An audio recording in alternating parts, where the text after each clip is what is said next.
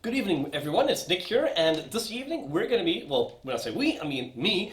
I'm going to be looking at the brand new Netflix seven-part show called Godless. Now, this came out on the 22nd of November, and I didn't have much time last week to actually watch it. So yesterday, I managed to binge watch the entire thing in 7 hours or 7.5 hours in a row, and I was gripped and captivated by this show. It's yeah, I mean, it's kind of like a sleeper hit, as it were, because I had no clue about this. It was in production for quite a while. It started in 2016 in September, in Santa Fe. So yes, that's 2 years of production, or almost 2 years, sorry, a year of production, and you can see it. I mean, each episode is around about an hour, but they do vary. Some of them are a bit shorter than others, while others are a bit longer.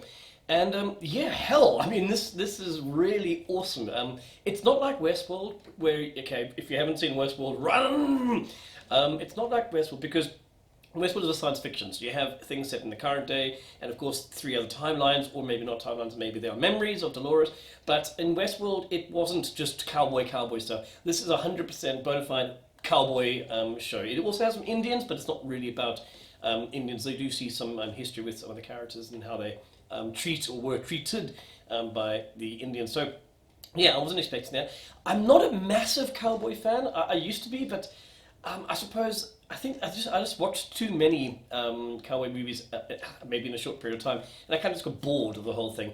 The whole idea of man is a cowboy and he's dark and broody and he comes and saves the village, rides off onto the sunset. I mean, I know that it's a nice genre, but like I say, I'm not a massive fan. I prefer science fiction. But with this one, I was really quite surprised at how the characters gripped me. So the first of the main characters is Jack O'Connell, who is the sort of lead or the protagonist, and he is Ray Good, has an E at the end, so it's Good E, Goody, whatever. But yeah, the actor, I sat there watching the show and I was like, excuse me, I recognised him, I just didn't know where it was from. But then I did some sort of background checking and he was actually in Skins, it's a BBC production. So I was like, penny drop. And he was really good. He was really, really convincing as a sort of outlaw who's run away from his father figure or boss, which is played by Jeff Daniels. That's Frank Griffin. And God, he's so good. You know, it's quite worrying when you enjoy the bad guy. And it's, you get different levels of bad guy. This guy's a bastard. Like, he's a real bastard. He rapes people, hangs them, skin. Not a very nice guy, but he does such a damn good job, Jeff Daniels. That I think everyone's gonna love this guy. He's got a big beard, but yeah, very, very, very good baddie. And what Griffin does is he hires Roy as a very young child. Actually Roy tries to steal his horse, and he sees something in this kid that he thinks, I'm gonna need this guy.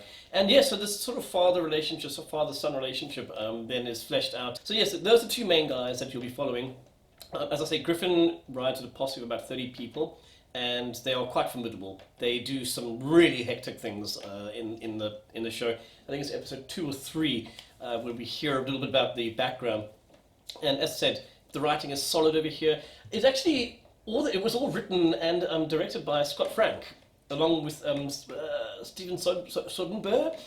So one person managed to do this. I mean, usually in these shows you have a different director for each episode, and usually a different writer. But I mean, if you look at the Wikipedia acknowledgements over here, directed by Scott Frank, written by Scott Frank, and yeah, it worked very well. It's nice to see one person in charge, to see their dream or the way that they realize it coming out. So as I said, it's a cowboy series that I don't think it would have worked as a movie. I read a couple of critics over here saying that maybe it was too long. No, I don't think it's too long at all. I think like I said, it's about an hour each episode if you just plus minus it. So there are some of the best, like cinematography. Sorry, it's been a long day. The cinematography in this is fantastic. It's almost on the level of Sicario. Yeah, it's beautiful. I mean, you have these sweeping vistas, those panning shots. Jeez, they must have spent a lot of time hunting for areas to actually film in, because every single one of these shots is beautiful. The clothing, the costumes are legit. They look real. I mean, I wouldn't be surprised if they dug these things up from somewhere. The horse riding is fantastic too. You see the actors actually, unless they do some very good CGI, I'm not sure, but I'm pretty damn certain that the actors are actually doing the riding of the horses, which is very unusual because, of course, insurance reasons and stuff. I mean, actors technically aren't even allowed to drive a car if there's a car chasing scene, whatever. So, yeah, I was quite convinced by that. Other people we can mention over here, we have Alice Fletcher, who basically Roy stumbles on her farm, and she's fantastic. She's played by Michelle Dockery.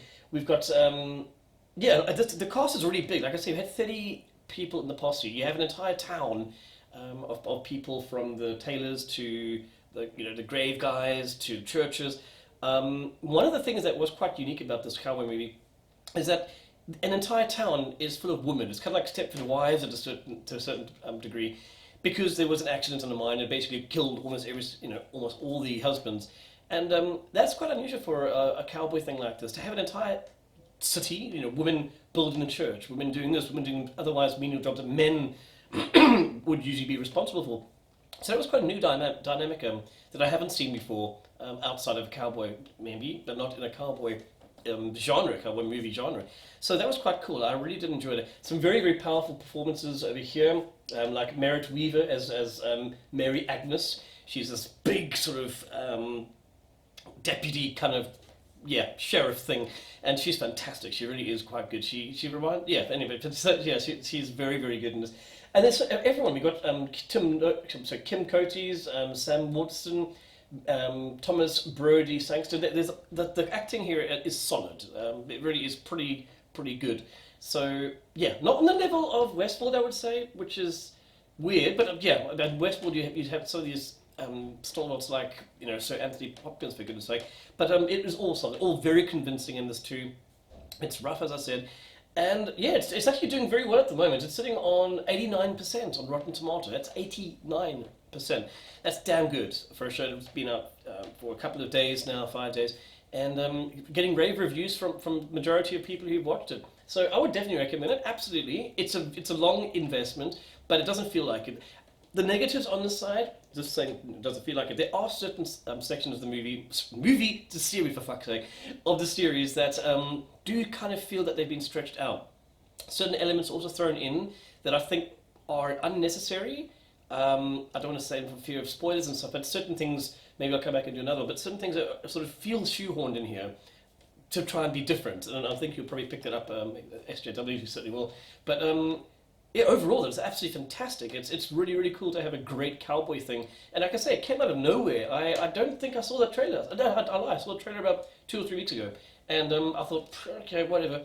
But as I say, with people like Scott Frank, who wrote and directed the entire thing, you could see that he put a lot of time and investment into this. And I think it really does pay off. It's a polished piece of art. It's beautiful. It's a lot of fun to watch. Like I said, it's not as groundbreaking as something like Westworld, but it's certainly entertaining. There are some elements that are added, not added in, but they feel again maybe shoehorned in, that are sort of almost mystical, that you're not quite sure of, and I'm sure that's going to lead to a lot of debate over events that take place in this, and I'll be quite interested to see what you guys think. If you please leave a message down below and let me know if you picked up the sort of weird add-ins. It's almost like the Coen brothers had a sort of cameo.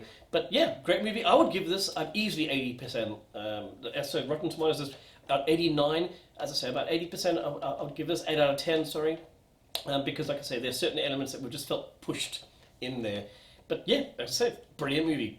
Series, for God's sake. It felt like a movie. Each episode is long, okay, which is great. It's nice to not have the standard 45 minutes. So go watch it. Let me know what you think.